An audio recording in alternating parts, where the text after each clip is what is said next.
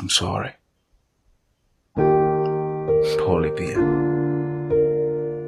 Naelewa kuna kitu ambacho nimekuachia katika akili yako, lakini naomba nikutoe wasiwasi pia.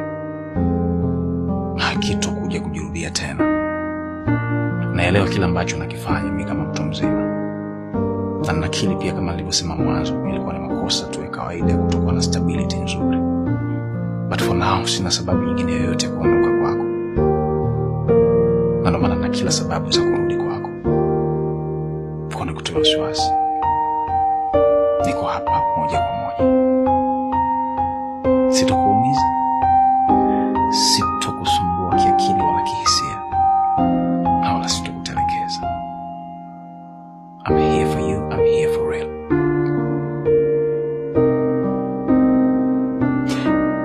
Na kama ningekuwa ni muhuni, my love, kusingekuwa na haja yoyote ya kurudi kwako, kwa sababu tayari mimi nakujua wewe kwa kila kitu. Tumeshatembea zaidi ya mara 3 mara 4. Hakuna kitu kipya kwangu.